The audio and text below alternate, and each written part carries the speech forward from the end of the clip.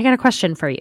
How important is your name to you? How does it feel when somebody mispronounces your name or calls you by a name, even a nickname, that you didn't offer? I know for me, I bristle when somebody calls me Lori. I don't know why, but I do. So when a student tells me I see the name is Ashley on my roster, that they want to be called Ashton, why would that be a problem for me? Why can't I just call this student the name that they asked to be called? It shouldn't be about me. If the student wants to be identified by a name that is not the name that I think they should be identified by, that is not their problem. That is my problem. Learning from Cristina was incredible. Having them clarify the reason why they identify as they, them, and how they got to that point for themselves was so fascinating. I loved this conversation, and I hope you do too. I know you're going to learn a lot, and I'm excited for how you take this lesson from Cristina and put it into practice in your classroom.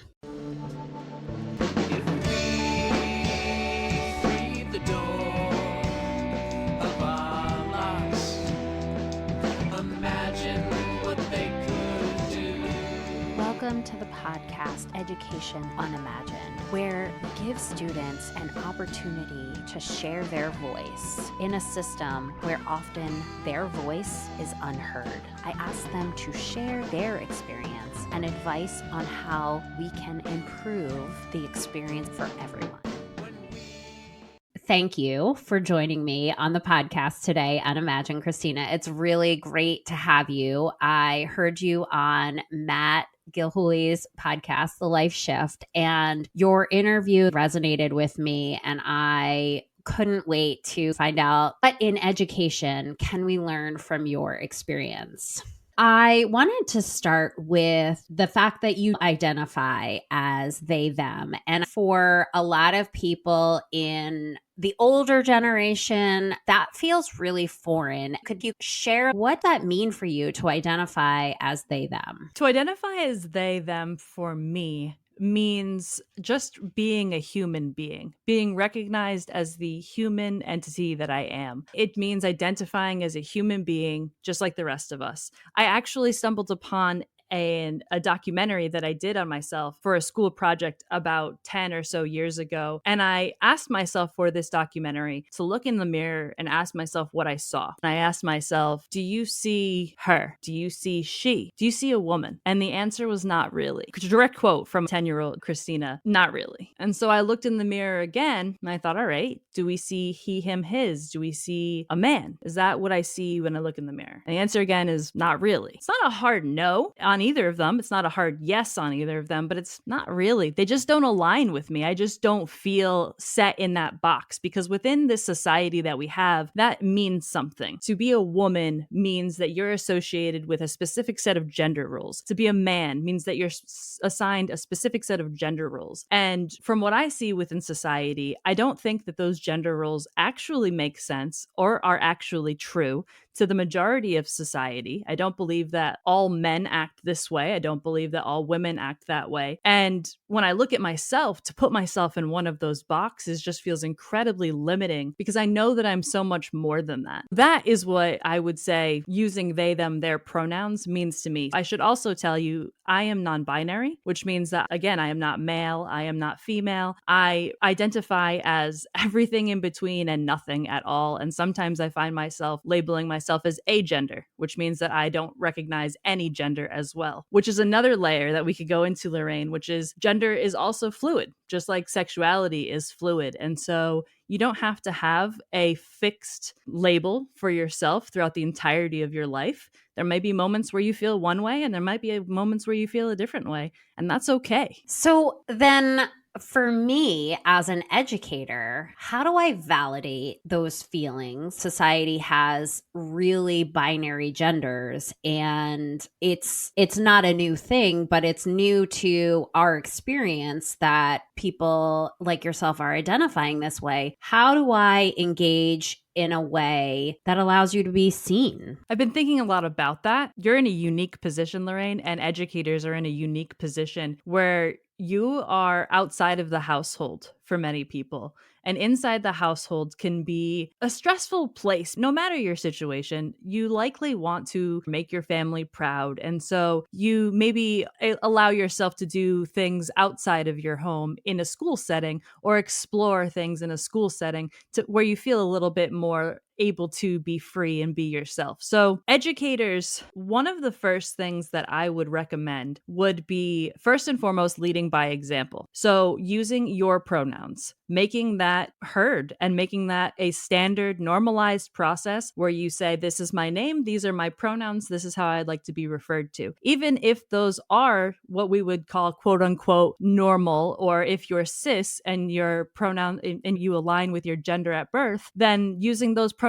it still needs to be normalized. The second thing I would say would be, let's look at the examples that we use when we're teaching. A lot of the times, the examples will say she, her, hers, he, him, his. If we're doing a math lesson and we could throw a they in there, that would be fantastic. If we're doing an English lesson and we throw in some neo-pronouns, sie, zim, zer, throw in some of these pronouns into actual examples that you're using in your classroom, that would incredibly increase visibility for people who use those pronouns. It would also help normalize that as well. And then the third thing that I would say is, when you see somebody who does use different pronouns or experiencing their own gender experience, just normalizing that as well. If somebody tells you that they no longer use a specific name, we don't use that name anymore. If your name is Lorraine and I called you Lori without permission, it's disrespectful. If somebody tells you that they have changed their name and they're using different profiles, it's about dignity.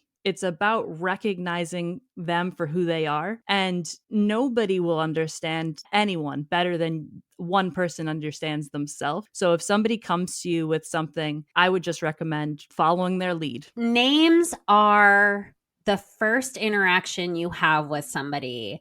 If we're not attuned to the pronunciation of a name, the spelling of a name, you're putting yourself in a position where you're saying, it's not important enough to me to make sure that I understand you. 1,000%, Lorraine, to not refer to people the way that they are asking you to refer to them. It just roots back to a level of disrespect, and it's hurtful. I think of the reaction sometimes from people who make the mistake. I didn't mean it. Fine, you didn't mean it, but you do need to acknowledge that you and make every attempt not to do it. I also had somebody tell me that over apologizing can be just as bad as not acknowledging the mistake. There's definitely a fine line. I used to say, I have gender issues. This was me like 16, 15, 14. I just have gender issues. And at that time, when people would misgender me, because I've presented more masculine for the majority of my life, I'm not unfamiliar with people misgendering me. At first, it just made me feel really awkward. Do I tell them? Do I not tell them? Should I just let it go? If I tell them, they're going to feel bad, and I don't want them to feel bad. I know that they made a mistake. I'm not upset with them, but they're wrong. They're categorically wrong. So what do I do here? It did cause me a lot of anxiety, and I used to just laugh it off as a defense mechanism. Now I've grown, and I still try to maintain grace when I speak with people. So if they misspeak and they use the wrong gender term, they use the wrong pronoun, that's okay. And I am okay with that. I am not here to finger wag or cause a scene, truly, because I think there's a balance. I don't want to have a fight over this either. At the same time, Lorraine, to your point, it's like, if you could just recognize, oh, I made a mistake, so sorry, and then just move on. It's just recognizing that you're making an attempt. Show me that you're making an attempt, because it just feels like I'm not seen or understood when you keep barreling through without acknowledging that you did make a mistake. I'm going to have grace with you if you make a mistake. If you could have some grace with me and understand, some empathy, that I'm just looking for respect as well. These are the pronouns that I use. If you could just please respect that. Those are quite simple shifts. I also want to acknowledge that it's not about me as the educator, it's about the student. So if I am uncomfortable calling you a different name, if I am uncomfortable calling you those pronouns, then that's a problem for me. And it shouldn't be a problem that I transfer on to you as well or the student as well. And I was thinking about how you said adding the pronouns, the more neutral pronouns, they, them, z. Tell me what those are again. Z, zim, zer. But there are many neopronouns at this point. Interesting. Just adding those in and normalizing it makes such a difference. Teachers are afraid of that conversation because they're not ready for it. And I would also add to that, Alok Vaid Menon is somebody that I mentioned on Matt Gilhooly's podcast, The Life Shift. And I would bring up Alok again because Alok is, first of all, a resource of knowledge when it comes to gender and trans identities, etc. There is so much learning that can be done if you look into Alok. That is ALOK space VAID dash MENON. They are incredibly knowledgeable about trans issues. And one thing I really loved hearing from them was that you don't need to fight for me. I am happy as I am. I love myself. I grew into myself and I'm continuing to grow into myself, but I know who I am. I know that the gender binary doesn't really matter. I know that I'm beautiful and I know that I deserve love. What is troublesome is that there are people who look at me and they feel scared. What it really boils down to is that they're not allowing themselves to love themselves. So none of this is new, which is the first thing that I want to say. None of this is new. Even the singular they is not new. If I go to a restaurant and I see a pair of glasses, just one pair of glasses, I pick it up and I say, oh, somebody left their glasses here. One person left their glasses here. And I said, somebody left their glasses here. There, the singular they. So it's not new per se. It's just that we're actually talking about it and we're addressing some of these things. If we actually take a look back in history, in indigenous cultures, of course, we know that there are two-spirit individuals, but even back to the European space as well, if we look back to ancient Rome, the trans individuals in the community were worshipped. They were revered. They were looked upon as the wise individuals within the society, and kings and queens would come to them for consult. So I don't know where we went wrong, but I want it to be clear that this is not new by any means. It's just that we're finally talking about it again. That's a really beautiful piece to acknowledge. What was your experience in high school like?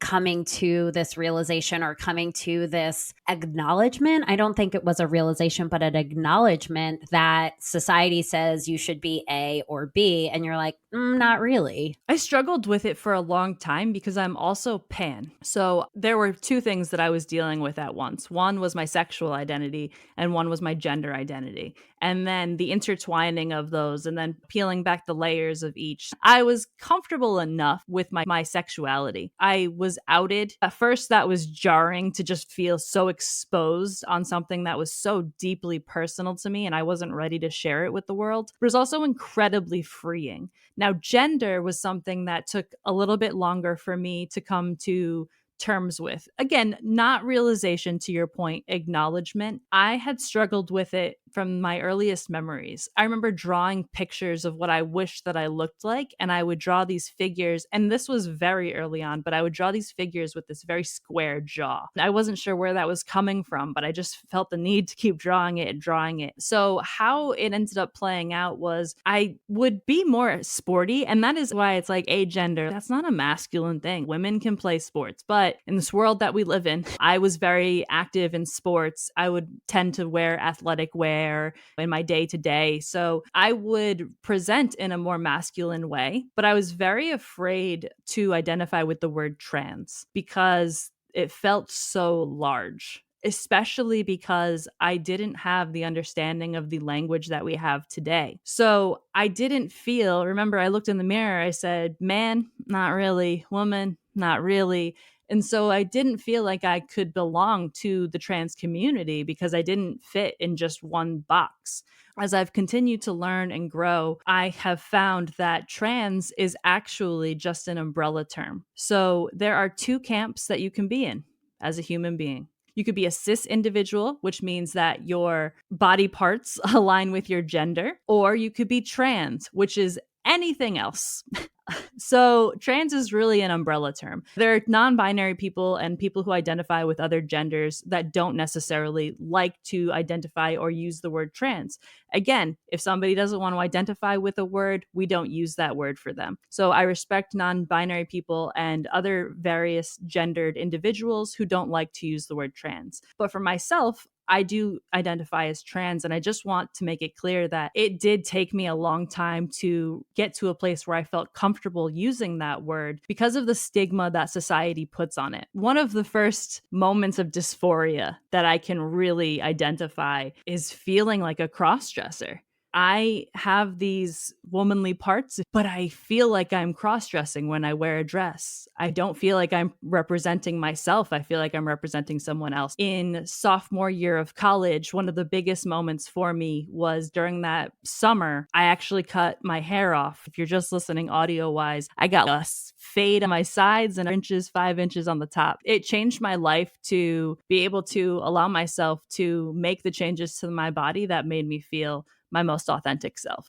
Authenticity is not something that we really talk about unless we don't fit into society. The whole point of this podcast, student voice, is really important because every individual is individual. And in order to allow you to be authentic, we have to take those boxes away. I couldn't agree more, Lorraine. I think that life is so gray. We look at things in black and white, and it's truly not. We have access to so many words that can help us put things into a box because that's what it comes down to. We really like to label things to make things easier for ourselves to understand, good or bad, however we feel about that. If we're going to use labels, it's important that we use the right labels. That's one of the challenges in education is that there are so many labels. As an educator, I often felt like I couldn't label everything or I couldn't remember all the labels that I was supposed to know. Maybe the simple answer is to stop labeling and just let things be, but that's not the way we operate, especially in education. I love what you just said about labeling. I would love to stop labeling. And I think that that's what we should aim for. I also want to take this time to center and address non-white individuals who also are falling under this trans umbrella with the compounded injustices, let's say, that can occur with both of them. With race, it sounds good to be colorblind, but in actuality, it's important that we understand that non-white individuals, they do experience different worlds than we experience. So to be blind to color is actually incredibly harmful to the individuals who experience what it means to be a different race every single day. Until we can get to a place where we find true equity and inclusion, then it's not a good idea to be colorblind. I would take that same thought process into the labeling of queer individuals. And I would love to not have labels, but we're not there. And until we're there, it's important that we normalize the labels and the terms that the community is asking to be normalized. Using the correct labels is really important because when you mislabel, you're misidentifying an individual. What advice would you give to peers if you could go back and address the age group in which you started to come to the realization? If you're listening to this and you're questioning your gender, if you have thoughts about it that maybe don't seem quote unquote normal, I want you to know that it is okay. That is normal to not consider yourself and how you experience life and how you express yourself would be unnormal. It doesn't matter what people think, which is something that's easier said than done in terms of understanding, but just keep thinking and talking to yourself about this. Find community. Feel free to experiment is probably the biggest thing that I would want people of that age to know. It's okay to play with things. I would cut my hair and then take the trimmings of my hair and put it on my face to see how I felt about that. You know, how do you feel about it? It's okay to experiment with gender. It's okay to experiment with yourself. That's the first thing that I would want to say. The second thing that I would want to say is be safe. And know where you are safe. Create communities that you find safety in. Find individuals that you feel like you can confide in and create that chosen family, because that chosen family is going to be incredibly helpful along your journey. Even if they don't align with your exact gender or anything like that, to have a support system is incredibly, incredibly valuable. What are some ways to help kids find community if you have some suggestions? I didn't know other people felt the way I felt. I didn't realize that that was okay. You can find that community where community exists. There's a fantastic group of individuals on Instagram, other social media platforms, especially TikTok. And then there are organizations within your community, pride organizations for youth throughout the country. And so I would just recommend tapping into those resources. And online is the best place that you could find that community. The last piece that I would leave with educators across the country would be, you do not have to agree with trans individuals. You do not have to like that there are different genders out there. And maybe you don't believe that it's correct. What I would say to you, if you are that educator, is that you do not have to agree with somebody else's identity. You just need to be empathetic to it. Empathetic does not suggest right or wrong. Empathetic does not suggest true or false. Empathetic means I see you as a human being and I understand what you're going through. I get it. So you just have to get it. You don't have to agree. You don't have to have an opinion. Just understand that somebody is having an experience, and that's enough. That is incredible. And I want to just end right there, because for me, leaving on that note, it doesn't matter what I believe. I just need to see you as a person. I need to see you as an individual going through life, and that is it. Thank you so much for your time. Thank you so much for sharing all of your individual experiences. I really am grateful for your time today. Oh, absolutely, Lorraine. And thank you so much for having me. Thank you so much for creating this platform. And thank you for the work that you're doing, because it's truly invaluable. A startling 90% of teenagers don't see themselves as leaders. Let that sink in. 90%. This prevents them from reaching their full potential. It negatively impacts their growth as an individual, and it creates high levels of anxiety and depression. It took me 47 years to understand my own value, and I know you don't want this to be the case with your child, your students, the people in your life, and I'd like to help make sure it isn't. If you want your children, your students, the people in your life to wake up every day knowing how to own their inner leader and get comfortable breaking out of their shell to do amazing things in their life, have them join my upcoming webinar. You can find it at Peers Not Fears. In 30 minutes, those who attend are clear on their value as a leader. They are confident on how to lead from that place, and they are excited about what their next steps in life are. It's free to join this webinar. If you search Peers Not Fears, you will come across my Leadership Academy. If you haven't already, please subscribe to the podcast Unimagine for all the amazing upcoming interviews that I have on the slate. The theme music for this podcast, Unimagine, was written and produced by another fellow educator, Keith McClendon.